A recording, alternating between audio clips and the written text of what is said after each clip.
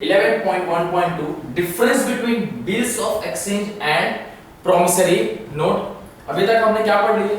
Bills of exchange किस तरीके से वर्क करता है, प्रॉमिसरी नोट क्या होती है। अब इनके बीच में क्या डिफरेंस है, सिर्फ चलिए वो देख लेते हैं। Right, it contains an order to pay. क्या बताया गया बिल ऑफ एक्सचेंज में? क्या बताया जाता है? It contain an order to pay and promissory note में it contain to promise to pay. बराबर, ज्यादा डिफरेंस नहीं है। क्या बताया जा रहा है? एक बता रहा है कि भाई मैं ऑर्डर जो दिया था अब आपको पे करना होगा। सेम प्रॉमिसरी नोट में क्या बताया जा रहा है कि जिस भी चीज का मैंने ऑर्डर लिया था मैं वो आपको इस पर्टिकुलर टाइम पे दे दूंगा, इसका मैं प्रॉमिस करता हूं। It contain a promise to pay, then it requires acceptance. Accept करने वाला चाहिए कि सामने में किसको दूं। It does not need acceptance, मालूम है ना कि सामने किस पर्सन को देना है। Creditor is the drawer, debtor is the drawer. No, it not drawer, it's a drawee, है ना। क्या आ जाएगा? ड्रॉई आ जाएगा। Then the liability of the drawer arises only if the acceptor does not pay. Liability आपके लिए कब आ जाएगी? कोई भी चीज में हमेशा लायबिलिटी कब आती है? जब सामने वाला पर्सन नहीं दे रहा है। ऐसी चीज जो फ्यूचर मिलने वाली थी लेकिन आपको मिल नहीं रही है तो क्या होगी? आपके लिए लायबिलिटी क्रिएट हो गई। The promisor has the primary liability to pay. Primary means यहां पे प्राइमरी लायबिलिटी क्या बोली गई है? हम लायबिलिटी किसको बोलते हैं? ऐसी चीजें जिसको हमको इन फ्यूचर में पे करना है ना, तो वो क्या हमारे लिए लायबिलिटी है। अब जो पर्सन है कि हमें किसी के पास से सपोज अगर मैं कुछ प्रोडक्ट लेके आया तो मेरी फर्स्ट रिस्पांसिबिलिटी क्या है? मैं अगर कभी मेरे पास पैसे आते हैं तो मैं सबसे पहले उस पर्सन को दूंगा जिसके पास से मैं लेके आया था सामान। वो मेरी क्या है? प्राइमरी लायबिलिटी है, फर्स्ट। और लिस्ट में मैं फर्स्ट भाई इसको मैं पहले पैसा दे दूं। बराबर, बाद में जो मेरा ऑफिस के रिगार्डिंग जो एक्सपेंस है और वो सब फर्स्ट प्रायोरिटी क्या होगी? क्योंकि मैंने प्रॉमिस किया था उसे कि इस पर्टिकुलर डेट तक दे दूंगा, तो फर्स्ट प्रायोरिटी यही है कि उस पर्सन को पहले पैसा या पेमेंट कर दिया जाए। Then the drawer and payee are generally the same party. Acceptor and drawer is the same party. बराबर, drawee and payee are the same party. Are the यहां पे सेम लिखना रह गया है। Are the same party, full stop. Correct. चलिए अब इसी के रिगार्डिंग देख ले इसके exercise 11.1 fill in the blanks दिया आपको एंड फाइनली ऑप्शन भी दे दिए गए। Acceptance is not required in. आपको किसके अंदर एक्सेप्टेंस नहीं चाहिए होता है? प्रॉमिसरी नोट में। किसमें नहीं चाहिए होता है? प्रॉमिसरी नोट क्या है आपका? बी। क्या है बी आंसर? प्रॉमिसरी नोट में नहीं चाहिए होता हमको, है ना। चलो next. Dash prepares the bills of exchange. Who prepares the bills of exchange? The person who give, है ना। The person who give it's is drawer, है ना। क्या आएगा? Drawer. Correct, drawer. Then payment of bill is made to किसके लिए दिया जाता है? Payment of bill is made to the payee. Drawee तो आएगा नहीं, एंडोर्स भी नहीं आएगा। क्या आएगा? पेई। किसके लिए होता है वो? पेई के लिए। क्लियर? चलो now next 11.2 terms of bill. किस तरीके के अलग टर्म्स, उसकी कुछ टर्म्स एंड कंडीशन होती है, आपको इस तरीके से प्रॉपर मैनर मेंटेन करना होता है। क्या क्या चीजें आती है देखो एक बिल में। First it's a due date. क्या बताया गया आपको? Due date, it is the date on which the payment of bill becomes due. बराबर, सपोज अगर कोई भी एक डेट आपको दे दी जाए कि भाई कोई भी एक डेट थी, जैसे 1/8/2020 बोला कि आफ्टर 1 मंथ में आपको पेमेंट कर दूंगा। ठीक है, आफ्टर 1 मंथ मींस 1/9/2020 एक महीने बाद ये क्या होगी इनकी ड्यू डेट की भाई इस तारीख तक तो पैसा देना ही है, बराबर। इसके आगे चले जाओ आपकी ड्यू डेट बढ़ती जाएगी। Then days of grace to ascertain the period of the bill, 3 extra days are added which can be called as days of grace or calculate the date of maturity। ये मेरे ख्याल से हम लोग पहले भी पढ़ चुके हैं, बताया भी था कि आपको जो भी जिस दिन की आपने डेट ली है, बराबर, यहाँ पे कैसा कि जिस भी दिन आपने सामान लिया, जैसे बताया गया था कि 1/8/2020 को हमने सपोज किसी के वहां से क्या किया था, परचेज किया है, परचेज ही करेंगे, सो ऑब्वियस सी बात है। यहाँ पे उन्होंने क्या, हमने क्या बोल दिया कि जो पेमेंट होगा भाई, जो पेमेंट है after 1 month, after 1 month means इस तारीख के बाद का 1 मंथ, सीधी सी बात है। मंथ कितना बोला, 1 प्लस करो कितना आया 1/9/2020। एक्स्ट्रा क्या दिया जाता है, ग्रेस डेज दिए जाते हैं, है ना। ग्रेस डेज बोल सकते हो, either you can say as a maturity date, जिस दिन आती है। ग्रेस डेज में क्या जाता है, जो दिन है प्लस ऑलवेज हमेशा एक्स्ट्रा 3 डेज। आप यहाँ पे बोल सकते हो कि क्या एक्स्ट्रा 3 दिन का टाइम और पहले से ही दे दिया।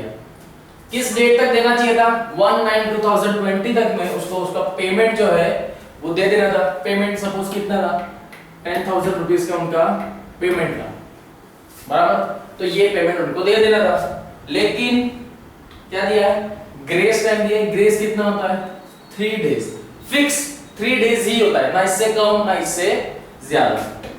That means the final date कौन सी होगी कि जब तक पैसा मिल जाना चाहिए, 4/9/2020।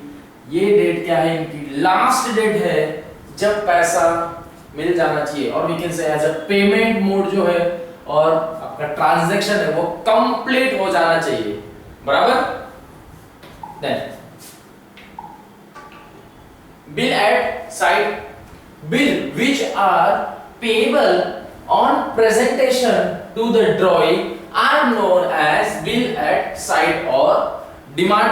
clear, sentence read out समझ में आ रहा है। then bill after date, bill क्या है, after date है।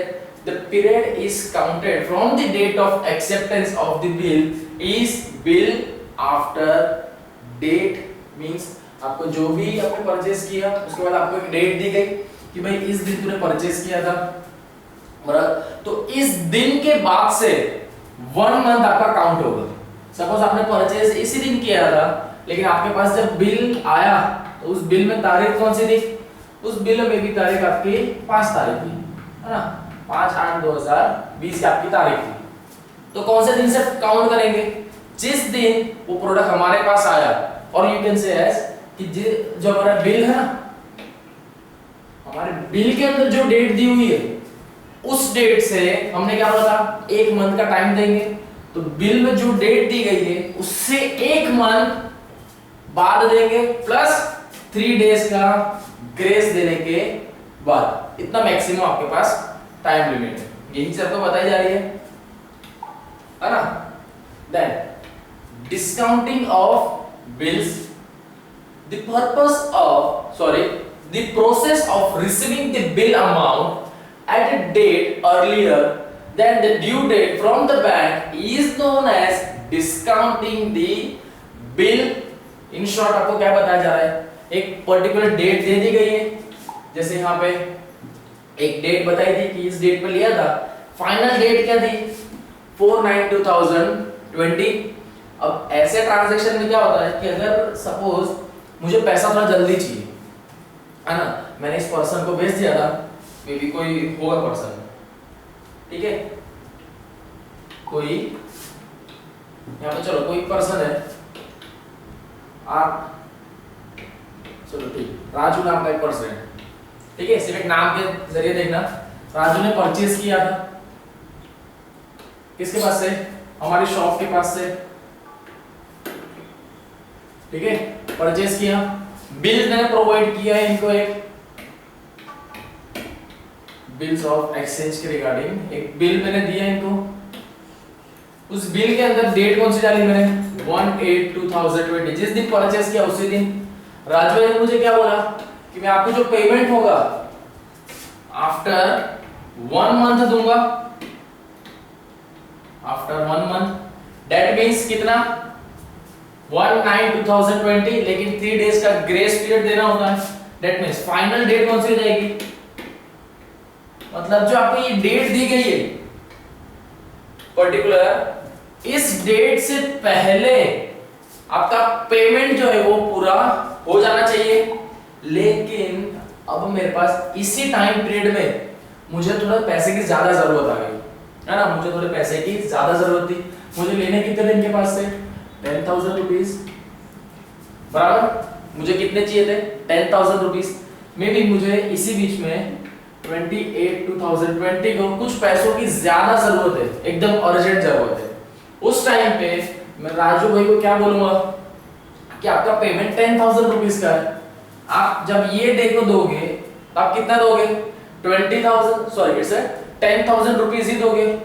तो चलो एक काम करो, मुझे 20 तारीख से पहले अगर आप 20 डेट से पहले अगर मुझे पैसा देते हो तो मैं आपको इस अमाउंट के ऊपर कुछ डिस्काउंट दे दूंगा, बराबर, कुछ मैं क्या करूंगा आपको डिस्काउंट दे दूंगा। डिस्काउंट दो बेसिस पे होता है, एक तो होता है परसेंटेज बेस पे और एक होता है नंबर ऑफ, जो भी एक अमाउंट पर्टिकुलर रखी जाती है ना। कुछ भी बोल सकते हैं कि भाई इसके ऊपर मैं तुमको 100 रुपए 100 रुपीज लेस कर दूंगा, और you can say as a 500 और we can say as a 1000 rupees, lump sum amount कुछ भी बोल दी जाती है। इस पे क्या दिखाया जाता है, परसेंटेज के बेस पे बात होती है, 20% 30%, जिस तरीके से पैसा निकालना। सामने वाला पर्सन भी क्या बोलेगा कि ठीक है मुझे इस तारीख को देना था, एक बार सोचेगा तो सही कि मुझे इस डेट को अगर मैं देता तो मेरे को कितने पूरी अमाउंट देनी पड़ती, मे बी अगर मैं थोड़ा जल्दी दे देता हूं तो मुझे कुछ परसेंट का तो प्रॉफिट होगा, दैट मींस आपको डिस्काउंट मिल रहा है, उससे राजू भाई को भी फायदा है, साथ में जो ओनर है उसको भी फायदा हो रहा है क्योंकि उसको जरूरत के टाइम पे उसके पैसे तो मिल गए, बराबर। बहुत से बिजनेस में लोग यही करते हैं, जल्द से जल्द पैसा निकालना हो ना तब यही किया जाता है। कभी कभार ऐसा लग रहा है कि हाँ ये जो पर्सन है यार ये पैसे नहीं देगा, मुझे लग रहा है, बहुत से लोग होते जो चीट करते, तो उस टाइम पे यही चीज की जाती है कि अगर आप मुझे इस तारीख से पहले दे दो तो मैं आपको 20% का डिस्काउंट दे दूंगा, हाफ अमाउंट कर दूंगा, बराबर। नंबर ऑफ स्कीम्स दी जाती है इसमें, बराबर। चलो आगे पढ़ लेते हैं। When the bill is discounted, the bank credits the trader account after deducting some discount. The discount is calculated at the lending rate of the bank for the period that extend between the date of discounting of the bills of the date maturity, बराबर। उनकी date से पहले ही transaction कर लिया जाता है। यहाँ पर कैसा बताया गया है, बैंक के थ्रू उन लोग ने पेमेंट किया, इसलिए बैंक के बारे में बताया जा रहा है ना। बैंक को उन लोग चेक दिया तो वो क्रेडिटर के जो ट्रेडर है उसके अकाउंट में से कुछ टाइम के बाद डिडक्ट होगा, इनके अकाउंट में कुछ टाइम के बाद क्रेडिट होगा, है ना। चलो then endorsement of bill, the drawer may transfer the bill in favor of his creditor to settle the creditor's account, बराबर। The process of transferring the ownership of the bill in favor of somebody by putting the signature of the holder at the back of the instrument and delivering the same to the transferee is known as endorsing the bill। समझो क्या बताया जा रहा है, the drawer, the person who drawer means हमारे पास से purchase किया है तो हम बिल बना के दे रहे हैं, तो हम लोग कौन हुए, drawer. Drawer may transfer the bill in favour of his creditor, बराबर। अपना एक क्रेडिटर हो गया जिसके पास से to settle the creditor's account, the process of transferring the ownership of the bill in favor of somebody by putting the signature of the holder at the back। in short यहाँ पर अगर कोई person है, ए नाम का person है, इसकी क्या है, ये शॉप है और ये खुद ही ओनर है, इसी चीज के ओनर है। अब हर जगह इन्हीं की सिग्नेचर चाहिए होती है, बराबर ना, हर जगह कोई ना कोई कंपनी में क्या है, इन्हीं की आपको सिग्नेचर चाहिए, इन्हीं की साइन चाहिए कोई भी ट्रांजैक्शन कंप्लीट करने के लिए। तो उस बीच में क्या करेंगे कि यार हर टाइम ऐसा तो पॉसिबल नहीं है कि मैं अवेलेबल रहूं उस जगह पर, बराबर। तो अपने बिहाफ पे किसी एक पर्सन को रख देंगे जिसकी अगर उसकी भी साइन हो तो भी चल जाएगा, प्लस इनकी साइन उसी इंस्ट्रूमेंट पे या जो भी व्हाटएवर की प्रोडक्ट है या बिल है, तो वहां पर इनकी साइन एडवांस में लेके सामने वाले की तरफ भेज दी जाएगी, बराबर। The process of transferring the ownership, क्या कर दी कि भाई मेरी जगह अब तुम ये बिजनेस संभालो। ये ज्यादातर कहां देखने मिलता है, जो फैमिली पीढ़ी दर पीढ़ी चलता रहता है ना, उसमें होता है कि अब चलो किसी ने फादर ने किया, अब उनका बेटा कर रहा है, बाद में उनका बेटा कर रहा है, तो ये जनरेशन टू जनरेशन ट्रांसफर होता रहता है, बोलते हैं खानदानी प्रॉपर्टी आगे बढ़ती जाती है। तो कुछ इस तरीके से ही ट्रांसफर की जाती है क्या, ओनरशिप, बराबर, of the bill in favor of somebody by putting the signature of the holder at the back of the instrument and delivering the same to the transferee। सामने वाले पर्सन के वहां पे ट्रांसफर कर दिया जाता है, बराबर। The person who delivers it is endorser and the person whom it deliver is called endorsee। या तो आप बोल सकते हो the person who receives the bill is endorsee, बराबर, clear? Now next, terms of bill is generally drawn for a certain period, say for 2 months or 3 months। bill may be drawn payable at sight on demand, on presentation, after date and so on। क्या बताया जा रहा है कि bill maximum कहां पे जाता है, 2 to 3 मंथ में ही कंप्लीट किया जाता है। साथ में आप बिल को कब पे कर सकते हो, या पेबल के आप डिमांड कर सकते हो कि अरे मुझे जरूरत है, आइदर जब उसकी डिमांड है तब, या उससे पहले अगर आपको चाहिए वो वाला, या तो जो डेट है उसके बाद भी दे सकते हैं, तो उससे पहले भी दे सकते हो, और बहुत से अलग अलग कारणों से आप पैसे मंगवा भी सकते हो। देन डेट ऑफ मैच्योरिटी, देखो डेट ऑफ मैच्योरिटी क्या है, सेम हमारा जो एग्जांपल के थ्रू समझ लीजिए, एग्जांपल दिया हुआ है ये वाला, it is the date of which the payment of bill is due, it is calculated by adding 3 days of grace. क्या है ग्रेस?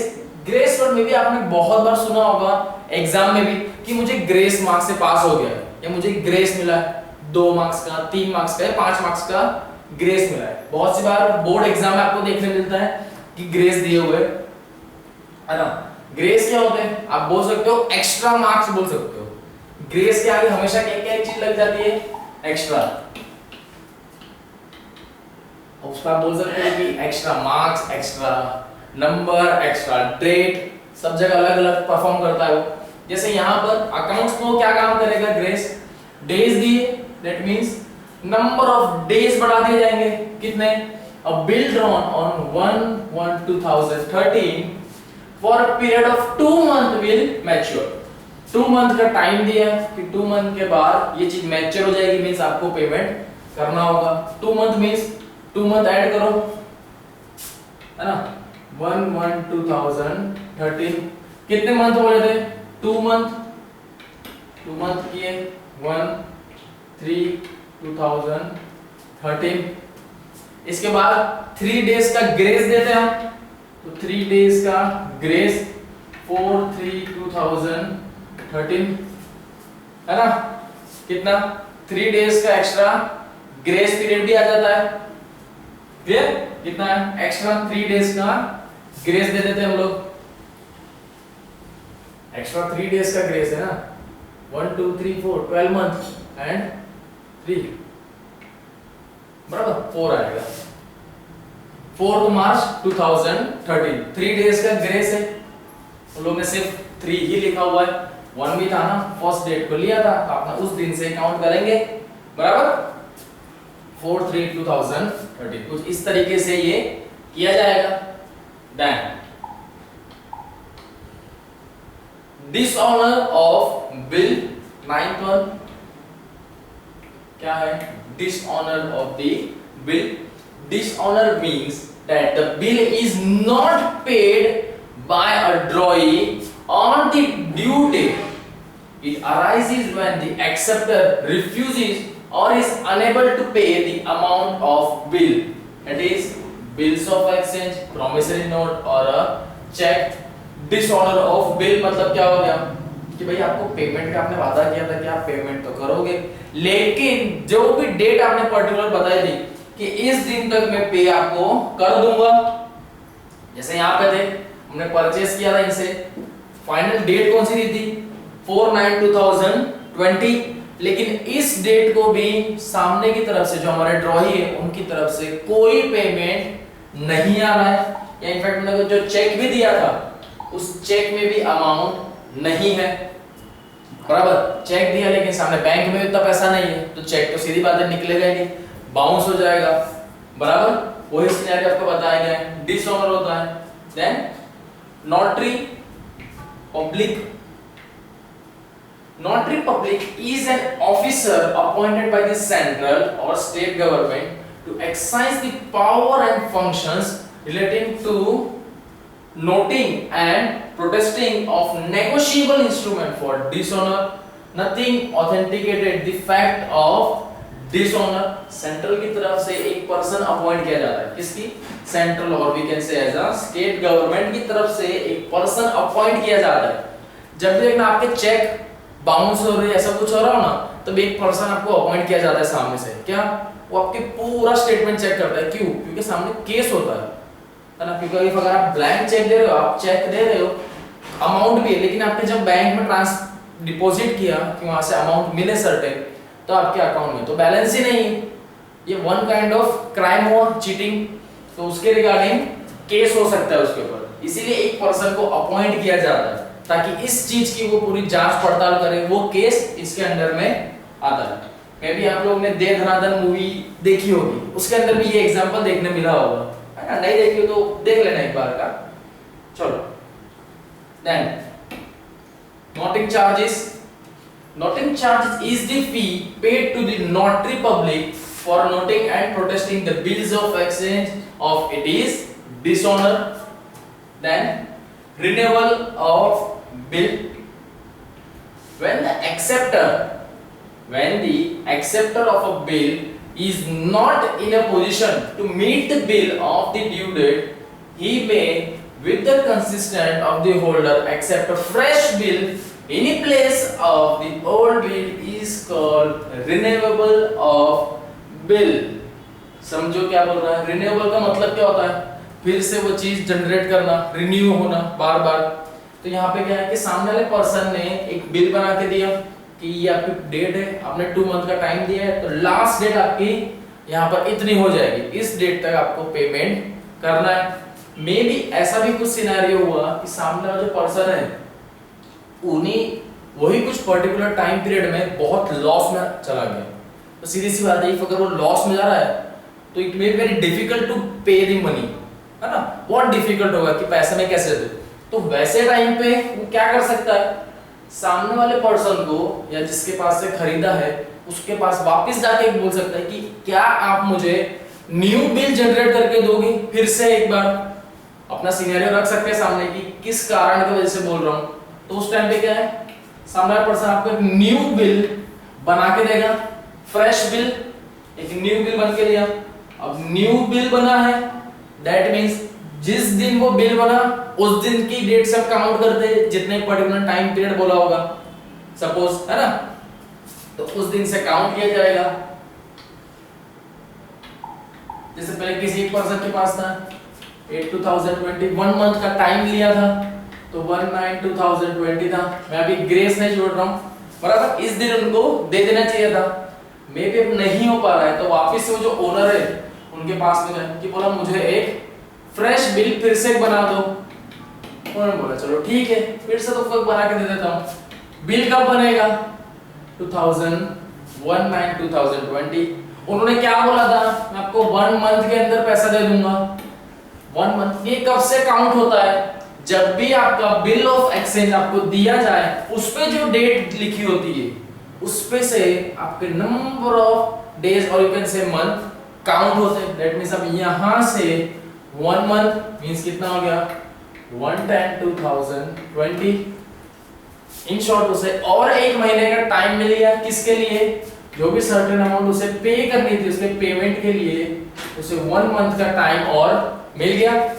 इसीलिए फ्रेश बिल उसने जनरेट करवाया ताकि एक पर्टिकुलर टाइम पीरियड भी उसको मिल जाए।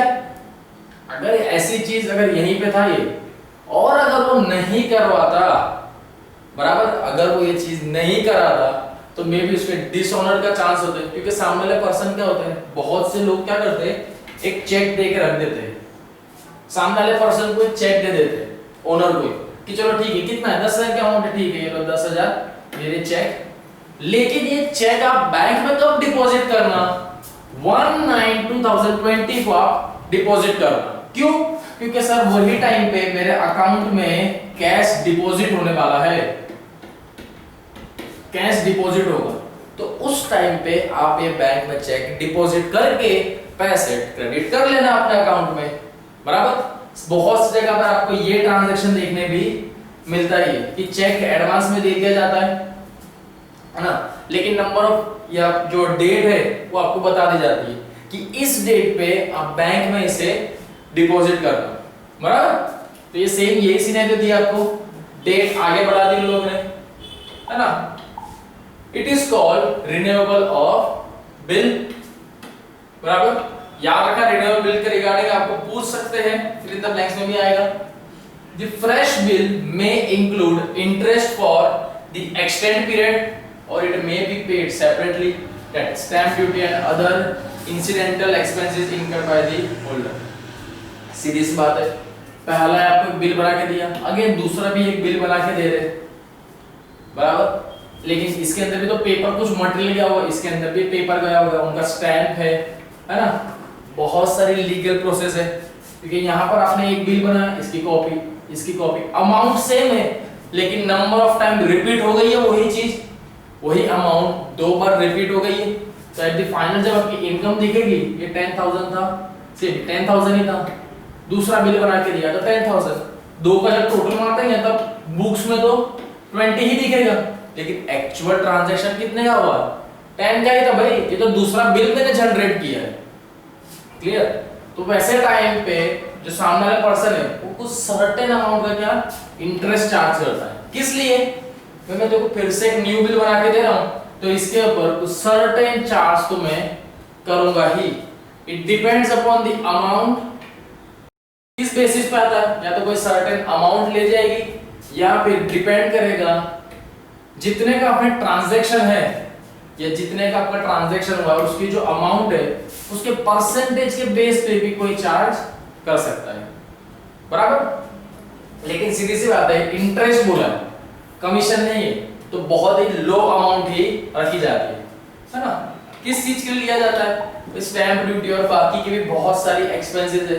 फिर से किसी एक पर्सन को मेरे को भेजना पड़ेगा, उसको ट्रैवल अलाउंस देके वहां पर आपके वहां भेजना पड़ेगा, बिल देने होंगे, फिर वो वहां से यहाँ पर आएगा, एक्सपेंस तो हुआ, इसीलिए कुछ इंटरेस्ट चार्ज किया जाता है। Then retirement of bill, when the drawee pay the bill before its due date it is called retirement of bill. Retirement के नाम से ऐसा नहीं समझना कि बिल को रिटायर कर दिया, बुढ़ा हो गया, नहीं ऐसा नहीं है। क्या बताया गया है कि जैसे आपकी डेट थी, जैसे यहाँ दिया था, ये वाला आपको एग्जांपल है, बार बार एक ही हम देखेंगे, ये वाला आपको डेट दी गई थी किसके, अच्छा ये राजू नाम से नहीं है ना, हाँ वो राजू वाला जो था हमारा सेम, हाँ राजू भाई थे, तो उनको डेट क्या थी 4/9/2020 की उनकी क्या थी डेट की, इस डेट तक उनके पेमेंट किसको शॉप वाले को दे देना है ये डेट की। लेकिन इस डेट से तो पहले ही है ना, मे बी इस डेट से कितने ही पहले, कितना 38/2020 को ही उन्होंने तो पेमेंट कर दिया, किसने, राजू भाई ने शॉप वाले को पेमेंट कर दिया। Transaction complete. तो ऐसे ट्रांजैक्शन जब आपके ड्यू डेट से पहले ही अगर आपने पेमेंट कर दिया है तो उसे क्या बोला जाता है? Retirement of bill. The holder allow him a rebate of certain amount calculated at a certain rate, percentage or a per annum from the date of retirement of the date of maturity। क्या बता रहे हैं कि बहुत से जो holder है, जैसे यहाँ पर पैसा देना था, यहाँ पे राजू भाई शॉप वाले को पूरा पेमेंट तो कर दिया, सामने से क्या होता है कि कभी कभार पहले से अगर पैसा दे दिया, टाइम आने से पहले ही आपने पैसे सबमिट कर दिए, सामने वाला पर्सन कुछ रिबेट भी देता है। Rebate means certain kind of, आप बोल सकते हो कि डिस्काउंट जैसा बोल सकते हो, है ना, कुछ डिस्काउंट जैसा दे सकता है। बहुत रेयर केस में ऐसा होता है कि कोई डिस्काउंट देता है या आपको कोई सर्टेन अमाउंट फिक्स कर दी जाती है और वी कैन से ऐसा परसेंटेज के बेस पे भी दे दिया जाता है। क्यों ऐसा सामने वाला पर्सन क्यों दे रहा है? भाई देखो पेमेंट तो पूरा मिल गया है, फिर क्यों ऐसा कर रहा है? ये इसलिए मन में लालच आया सामने वाले के। कैसा लालच?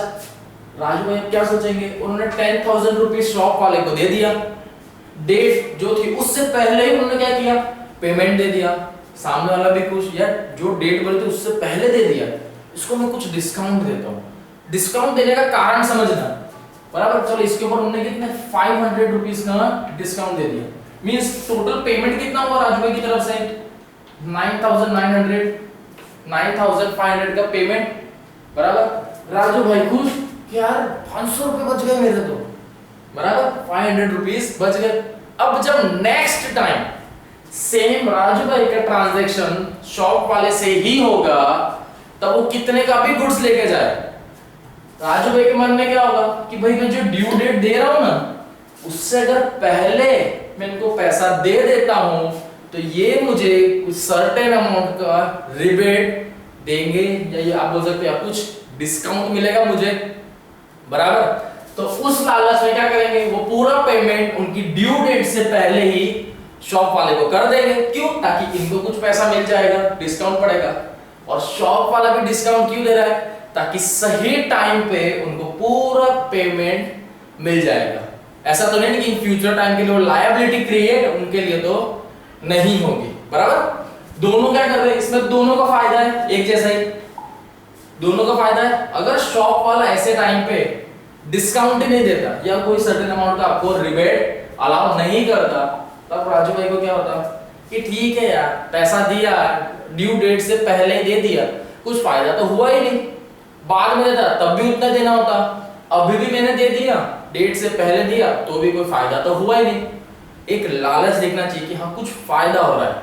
आज के टाइम पे ऐसा ही है कि जहां पर आपको फायदा दिखेगा ना, हर कोई वहीं पर जाएगा, बराबर। जैसे एग्जांपल के तौर पर देखा जाए तो आजकल हर कोई मॉल में जाके शॉपिंग करना पसंद करता है। बहुत रेयर केस में होते हैं कि जनरल स्टोर्स है वो सब चल रहे हैं, जिनके क्रेडिट ट्रांजैक्शन होंगे ज्यादा वही चल रहे हैं। क्योंकि कारण क्या है? सेम वही चीज आप जो बाहर से लो और मॉल में चले जाओ, सर्टेन अमाउंट का डिफरेंस होता है। आपको कभी भी मॉल में एमआरपी के ऊपर कोई प्रोडक्ट नहीं मिलेगा, इतना तो फिक्स है। अगर उसके अंदर देखने जाओ तो कभी देखना कोई चीज अगर 100 रुपीज की हुई ना तो 99 में जरूर दे देंगे वो। एमआरपी पे उनकी मैक्सिमम रिटेल प्राइस जो होती है ये पैकेट के ऊपर होती है, लेकिन मॉल के अंदर क्या करेंगे इसी रेट में दे देंगे। आपको कुछ सर्टेन अमाउंट का डिस्काउंट तो हमेशा मिलेगा, कहीं कोई भी मॉल में चले जाओ। एंड नंबर ऑफ ऑफर्स भी इनके यहाँ पे चलते ही रहते हैं as compare to general store जो है ना। कोई भी स्टोर है वहां पर आपको प्रोडक्ट ज्यादातर कैसे होते हैं, प्रोडक्ट देखेंगे वो डायरेक्ट एमआरपी चेक करते हैं, एमआरपी इसी बेस पे आपको दे दिया जाता है, बराबर सेम। तो यही एक फर्क पड़ता है। इसी के लालच में क्या कर रहे हैं लोग, चलो ठीक है मॉल में इससे जाके आ जाते हैं, थोड़ा डिस्काउंट तो मिलेगा। सेम ऐसे ही अगर मैं 5-6 पीसेस लेता हूं तो मे भी मेरा ऐसे करते करते 5-10 रुपए का प्रॉफिट हो जाएगा, पैसे बच गए। And as compare to stores में इतना प्रॉफिट नहीं हो पाता है, क्योंकि जितनी एमआरपी है उतना ही वो लोग चार्ज करते हैं। देखा होगा आपने भी, है ना। अब इफ अगर कोई बड़ी स्टोर है तो वहां पर दे भी सकते हैं, लेकिन जो छोटी मोटी दुकानें होती है ना वहां पर तो एमआरपी के बेस पे ही दिया जाता है।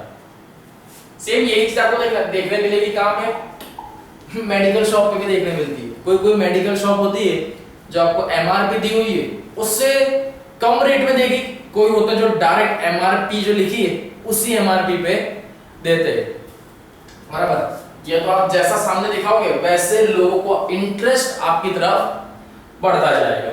Clear? Now 11.3 recording of bill transaction. अब चलिए इस टॉपिक के अंदर हम क्या सीखेंगे कि आपको जो भी व्हाटएवर आप बिल देते हैं, बिल आप रिसीव करते हैं, बिल पे करते हैं, तो वो सारे ट्रांजैक्शन तो हुए, इस चीज को आप अपनी बुक्स में किस तरीके से रिकॉर्ड किया जाएगा वो अब इसके अंदर है। जस्ट लाइक पढ़े पहले, before starting recording the bill transaction there are certain important aspects related to recording that you must understand clearly. A bill transaction can be recorded in the books of all the parties related to a bill of exchange if that transaction affects the concerned party in any way. As you know that the person who draws the bill of exchange is called drawer. ये चीज तो हमें अच्छे से पता ही है। The person who draws the bill is known as drawer. He is generally a creditor of the person upon whom the bill of exchange is drawn. The person upon whom bill of exchange is drawn is called drawee. बराबर, जिसके लिए bill अगर लिखा जाए वो person जिसको accept करेगा वो कौन हुआ? ड्रॉई। हम अगर बिल लिख रहे हैं सामने वाले को भेजेंगे तो हम कौन हुए? Drawer. He is generally the debtor of a person who draws the bill of exchange. Clear? क्या हुआ? बिल ऑफ एक्सचेंज के सामने पर्सन क्या उसका? डेटर है। सीधी सी बात है ना कि अगर मैं किसी को कुछ बेच रहा हूं तो जो सामने वाला पर्सन है वो मेरा कौन हुआ? डेटर, बराबर। For the drawer who receive the bill of exchange after its acceptance by the drawee, यहाँ पे स्पेलिंग मिस्टेक है, स्पेलिंग करेक्ट करना, DRAW आएगा, drawee. The bill of exchange is a bills pay receivable since he will receive the payment of the maturity of the bill. Bill receivable are assets. टिक करना इसको कि bill receivable are considered as an asset of the business. For the drawee upon whom the bill of exchange is drawn and who accept it, the bill of exchange becomes a bills payable because he has to make the payment of the amount on maturity date of bill. यहाँ पर क्या होता है? Drawer है। ये चीज आपने सारी पढ़ी हुई है। ड्रॉवर यहाँ पर एक बिल ऑफ एक्सचेंज किसको देता है? ड्रॉई को देता है, ताकि उसके अंदर सारी डिटेल, बिल्स ऑफ एक्सचेंज में पूरी डिटेल लिखी होती है कि आपने ये प्रोडक्ट लिया था, इतनी उसकी अमाउंट थी और इतने पर्टिकुलर टाइम के बाद आपको ये चीज हमें देनी है। दैट मींस आपको मैच्योरिटी डेट आपको बता दी जाती है कि आपकी कौन सी मैच्योरिटी कब आएगी, फाइनल डेट जब आपको ये अमाउंट, इसकी पेमेंट ऑफ द अमाउंट की डेट बता दी जाती है। Bills payable are the liability. So obvious सी बात है, bills payable are the liability ही कंसीडर किया जाएगा। रीजन, क्योंकि ये ऐसी चीज है जो इन फ्यूचर मुझे पे करनी होगी, बराबर। इसलिए क्या आता है? लायबिलिटी में आएगा। लायबिलिटी क्यों है? क्योंकि ये क्रेडिट ट्रांजैक्शन का, इसीलिए है ना, क्रेडिट ट्रांजैक्शन है। The following procedure is followed for the recording of bill transaction both in the books of drawer, you can say as a creditor, and drawee, we can say as an acceptor or a debtor, बराबर, in a comparative form. अब यहाँ पर हम दोनों scenario के हिसाब से देखेंगे। एक तरफ हम जब बेच रहे हैं तो as a we are seller, और दूसरी तरफ हम सामने से अगर खरीद रहे तो then we are the buyer. दोनों अपनी बुक्स ऑफ अकाउंट में ट्रांजैक्शन तो लिखेंगे, लेकिन लिखने का तरीका जो है वो अलग होगा, एंट्री लगाएगी। क्योंकि एक पर्सन ने अगर बेचा है तो वो क्या लिखेगा? मैंने तो सेल किया है। उसी टाइम पे जो सामने वाला पर्सन है उसने तो वो चीज बाय करी है, तो वो उस चीज पे लिखेगा परचेज की हुई है, बराबर। तो उसी के रिगार्डिंग ट्रांजैक्शन देखिए किस तरीके से होते हैं यहाँ पे। लाइक दिए हुए बुक्स ऑफ सेलर क्रेडिटर, और you can say as a drawer, ये किसकी बुक्स में लिखे जाएंगे? ड्रॉवर की बुक में। दूसरा आपको दिया गया है बुक्स ऑफ बायर, बराबर, बायर, ड्रॉइंग, एक्सेप्टर और डेटर। ये है क्लियर। यहां पर एक रिसीवर भी लिख दो तो भी चल जाएगा ना। फर्स्ट चीज क्या दी हुई? पहली चीज फॉर सेल ऑफ गुड। यहां पर एक पर्सन है, एक नाम ले लेते, इजी पड़ेगा। ये राज नाम का पर्सन है, ये इसका नाम लोकेश है। क्लियर? दो पर्सन है, एक का नाम राज है, एक का नाम लोकेश दिया हुआ है। अब सेल की गुड्स, सेल ऑफ गुड्स, एक का सेल होगा, राज के लिए क्या है? सेल। लोकेश नाम का पर्सन है, उसके लिए क्या हुआ? ये परचेज। बुक्स के अंदर एंट्री कैसे जाएगी? Buyer account to sales. सामने कौन है? बायर, दैट मींस लोकेश का नाम आएगा यहां पे, लोकेश टू सेल्स। उसी टाइम पे ये ट्रांजैक्शन सारे कैसे चल रहे हैं? क्रेडिट ट्रांजैक्शन है। कैसे ट्रांजैक्शन है? क्रेडिट। देन सामने वाला पर्सन जो लोकेश है, इसने क्या किया? परचेज किया है। किसके पास से किया है? राज के पास से किया है। तो purchase account to seller account. Seller कौन है यहाँ पे? राज है, टू राज, बराबर। Then for drawing and receiving bills. यहां पर क्या हुआ है? बिल रिसीव किया है। किसके पास से? जब हम बिल सामने वाले पर्सन को देंगे, जैसे लोकेश को बिल दिया, वहां से बिल उसने रिटर्न हमको दिया, क्या? प्रोमिसरी नोट, बराबर, वो चीज हमें दी है। तो किस तरह से लिखेंगे? Bills receivable to buyer's account, मींस जिसके पास से आया था। किसने दिया है? Who is the giver? Lokesh is the giver. यहां पे आ जाएगा Lokesh account. Bills receivable to Lokesh. यहां पर क्या है? बिल एक्सेप्ट किया है। किसके पास से एक्सेप्ट किया हमने?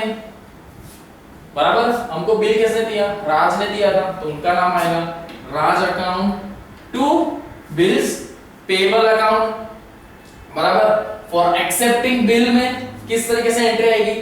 फॉर ड्राइंग और we can say as a receiving bill में एंट्री कैसे आएगी? Bills receivable account to the buyers account. Clear? Now next आपको जर्नल एंट्री लिख लेनी है सारी। मेन जो 4 जर्नल एंट्री है बताई गई कि ट्रांजैक्शन के बेस पे, नॉर्मल ट्रांजैक्शन है, सेम इसी प्रोसेस में ये चलते रहते हैं। सेल हुआ है, देन रिसीव आप करेंगे। परचेज किया है तो आप पे करोगे, बराबर। 2 कैरेक्टर के बारे में बता दिया। हमारे अकाउंट्स में यही 2 होते हैं, एक जन कोई बेच रहा है, सामने वाला परचेज कर रहा है, बराबर। तो ये मेन 4 एंट्री है, इसको अच्छे से याद कर लेना, बराबर। ये 4 मेन एंट्री है। क्लियर? चलिए, a bills receivable can be treated by its receiver in any of the following ways before it is mature, or we can say as a maturity treated. A bills receivable can be treated by its receiver in the following ways before its maturity. जो आपकी date दी गई थी, जिस date तक में मिलना चाहिए था या उसके बाद अगर आप पेमेंट करने वाले हो और उस डेट से पहले ही आपको आपका पेमेंट मिल चुका है, तब उसके अंदर किस तरीके से एंट्री आएगी? कुछ पॉइंट्स दिए गए आपको यहाँ पे, मेनली ये पॉइंट्स देखिए। He may retain the bill with him till the date of its maturity and present the same to the acceptor for payment on its maturity. He may discount the bill with his bank, बराबर। He may endorse the bill in favor of his creditor. Then a few days before the maturity, he may send the bill to his bank for the purpose of collection. Correct? यही सारे scenario होते हैं। आपके पास bill आया है, आप certain discount दोगे, bank में जाओगे, बैंक में जाके उसको बोलो कलेक्ट कर लो on the behalf of yours, बराबर। यही पॉइंट दिया आपको। Then the following accounting treatment will be done under the different situation given above.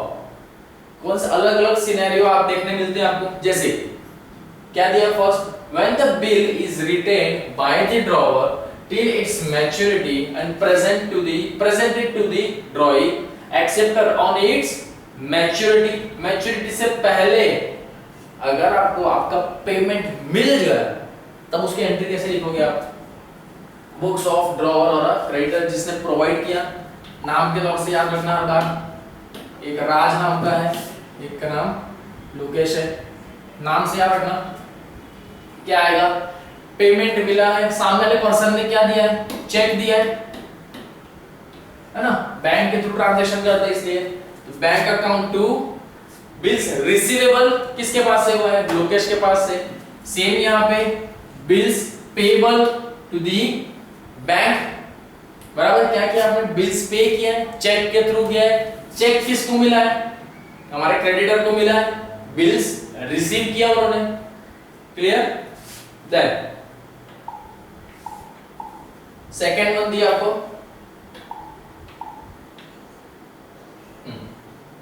Then second, on discounting the bill, ना अब इसके ऊपर बात करेंगे। The receiver of the bill may get the bill discounted from its bank at any time before its maturity. क्या बताया गया कि the receiver of the bill may get the bill discounted from its bank at any time before its maturity. Maturity date से पहले, कितना भी पहले हो, like 19/8/2020 दी गई थी, 1/8/2020 को परचेस किया था, ये मैच्योरिटी डेट दी गई, तो इस तारीख से पहले जब भी आप बैंक में पेमेंट देंगे आपको सर्टेन बिल डिस्काउंट प्रोवाइड किया जाएगा। लेकिन अगर इसके ये डेट के बाद अगर देते हो, जस्ट नेक्स्ट डे भी अगर आपने दिया, देन आप उस चीज के लायबल नहीं हो कि आपको कोई भी सर्टेन अमाउंट का डिस्काउंट प्रोवाइड किया जाए बिल पे, clear. Then the bank charges discount at the prevailing rate of lending and credits the remaining amount in the accounts of the customer. prevailing means इससे पहले जो रेट ऑफ इंटरेस्ट चल रहा था उस बेसिस पे आपको क्या सर्टेन अमाउंट का डिस्काउंट दिया जाता है। लाइक एंट्री देखिए किस तरीके से आएगी इसकी, books of the drawer and books of the ड्रॉई के लिए। चलो क्या एंट्री आएगी, आपने पेमेंट कर दिया है, बराबर, सही टाइम पे आपने पेमेंट कर दिया, लोकेश की तरफ से पेमेंट हो चुका है, किसको दे दिया, राज भाई को चेक दे दिया, यहां पर इसका ट्रांजैक्शन तो कंप्लीट, मैंने चेक दे दिया। अब आगे की प्रोसेसिंग की कि इस चेक को ये कब बैंक में डिपॉजिट करेंगे, वहां से कब क्रेडिट होगा, इसका कुछ लेना देना है क्या, नहीं, मैंने तो पैसे दे दिए। सेम ऐसा ही कि हम कोई भी दुकान में जाते हैं, सामान लेते हैं, पैसा दे देते हैं, हमारा काम पूरा। नेक्स्ट स्टेप क्या होगी, अब वो दुकान वाले पे है कि वो उस पैसे का किस तरीके से यूज करता है, आइदर क्या वो कोई चीज परचेस करता है, गुड्स लेता है, एसेट लेता है, या बैंक में डिपॉजिट करता है, या पर्सनल यूज कर लेता है, ये अब उस शॉप वाले का है। हमारा काम क्या, छुट्टा होगा, हम तो सामान लिए, पैसे दिए, बात खत्म। आगे कि हमको उसके रिगार्डिंग अगर वो कोई एक्टिविटी कर रहा है उसकी एंट्री लिखने की जरूरत है हमको, बिल्कुल नहीं, बराबर। तो चलिए चेक दे दिया था लोकेश की तरफ से, एक चेक किसको चला गया, राज नाम के पर्सन को एक चेक दे दिया था। अब ये राज क्या करेंगे, बैंक में डिपॉजिट करेंगे, बैंक में दिया उन्होंने चेक, बराबर, सर्टेन अमाउंट जो भी कितनी 10,000 की अमाउंट थी, बैंक में डिपॉजिट किया, 9,000 रुपीज 1,000 का डिस्काउंट दिया, कितने का, 1,000 का डिस्काउंट मिला, बिल्स रिसीवेबल 10,000 की अमाउंट थी। कुछ इस तरीके से देखेगा, no entry will be made since he is not affected on the discounting of the bill। कोई फर्क पड़ेगा क्या, क्योंकि इसमें से उसको कोई पैसा तो मिलने नहीं वाला है, अमाउंट तो हमने दे दी है, क्लियर, तो कोई फर्क नहीं, कोई इसलिए एंट्री भी नहीं आएगी। Now on the date of maturity the bill will be presented by the bank on the acceptor for payment। के एंट्री का books of drawer and the books of acceptor के बारे में बताया गया क्या है, on the date of maturity the bill will be presented by the bank to the acceptor. किसकी बात की गई है, एक्सेप्टर। एक्सेप्टर कौन हुआ, जो एक्सेप्ट करेगा, लोकेश नाम का पर्सन जो है वो एक्सेप्टेड फॉर द पेमेंट, इनकी एंट्री तो कुछ आएगी ही नहीं, सीधी सी बात है। बिल इनने लिया था, bills payable to bank, bank में देना है मैच्योरिटी डेट से पहले, बराबर, bills payable to bank, bank में जाके दे दिया। नेक्स्ट प्रोसेस क्या है, इनकी था ही नहीं, since he had already discounted the bills from the bank, hence no entry will be passed, बराबर। जब पूरा ट्रांजैक्शन हो गया देन फाइनली इनके पास क्या आएगा, बिल्स पेबल टू बैंक का एक आ जाएगा, ट्रांजैक्शन लिख देंगे कि कंप्लीट ट्रांजैक्शन हो गया है। Now next one is when the bill is endorsed by the receiver in favor of his creditor, तब क्या आएगी, creditor account debit to bills receivable account, to bills receivable account, clear। and acceptor के side में no entry since he will not be affected by the endorsement of the bill। क्या इस person को कोई फर्क पड़ेगा? एंडोर्समेंट का क्या होता है, उसके बिहाफ में कोई और साइन करके भी आपकी तरफ दे सकता है, बराबर। तो यहां पर इस पर्सन का फर्क पड़ेगा, कुछ भी नहीं, सिर्फ जो ड्रॉवर है जो आपको राइट रिटर्न में बिल ऑफ एक्सचेंज लिख के दे रहा है, अभी तो वही लिखेगा। जिस दिन ये एक्सेप्ट करेगा उसको, तब इसके अंदर ये एंट्री आएगी, तब ड्रॉई के अंदर कोई एंट्री नहीं आएगी। Just like creditors account means सामने वाले पर्सन का नाम आएगा, creditors account to the bills receivable account, clear। then on the maturity of the bill will be presented by the creditor to the acceptor for the money payment, the following entry will be made। किस तरीके की entry होगी, books of drawer and the it's books of ड्रॉई, है ना, it's an, ये ड्रॉई के लिए है, लिख लेना, ये वाला पोर्शन ड्रॉई का और ये ड्रॉवर का है। कोई एंट्री इसमें नहीं आएगी since he is not an affected. क्या आएगी, bills payable to the bank, clear. Now when the bill is sent to the bank for collection in a few days before the maturity, क्या बताया गया कि आपकी मैच्योरिटी डेट थी उससे पहले अगर आपको पेमेंट मिल गया तो बैंक के पास आप जाएंगे उस चेक के लिए, तब आप किस चीज की एंट्री करोगे, चेक किसको मिला है, इस पर्सन को मिला हुआ है, इन्होंने तो पेमेंट कर दिया है, तो क्या आएगा, फॉर सेंडिंग। अब यहां पर क्या किया है, बिल सेंड किया जा रहा है, भेज रहा हूं, तो पहले तो इन्हीं के अंदर एंट्री आएगी वो कि bill send for the collection to bills receivable. किस में जाएगी ये इफेक्ट, कहां जाती है, बैंक में जाएगी, क्योंकि हम बैंक में क्या करते हैं, वो चेक डिपॉजिट कर देते हैं जो सामने वाले पर्सन ने हमको पहले से दे के रखा था कि भाई इन फ्यूचर आप इस डेट को डिपॉजिट कर देना, तो हम ये चेक बैंक में डिपॉजिट कर देंगे ताकि पेमेंट हमको उस डेट तक आ जाए। Bill send for the collection to bills receivable, इस पर्सन से तो कोई लेना देना ही नहीं है क्योंकि चेक तो ये बैंक के साथ कर रहा है, तो इनके रिगार्डिंग कोई ट्रांजैक्शन हुआ है क्या, नहीं। हाँ, यहां पर अगर एक और चीज होती, बैंक के सिर्फ पर्सनल बैंक की बात कर रहा हूं, यहाँ पर बैंक ऑफ द ड्रॉई बोला गया, ये बैंक ऑफ द रिसीव बोला है, ये तो दोनों इंडिविजुअल पर्सन के खुद के जो अकाउंट होंगे वो है, मैं सिर्फ इंडिविजुअल जो बैंक है ना उसकी बात कर रहा हूँ। हाँ, तब ये ट्रांजैक्शन बैंक के अंदर भी आपको सर्टेन एक एंट्री तो दिखती, किसके अंदर, जो बैंक वाले अपनी बुक्स में करते हैं वो, बराबर। फॉर नेक्स्ट क्या, for collection of bill by bank, bank के पास से कलेक्ट की अमाउंट तो कैसे आएगी, bank account to bill send for collection, बराबर। सामने ड्रॉई क्या करेंगे, अपने पास का जो पेमेंट है वो तो पे करना है, तो bills payable account debit to bank account credit, बराबर।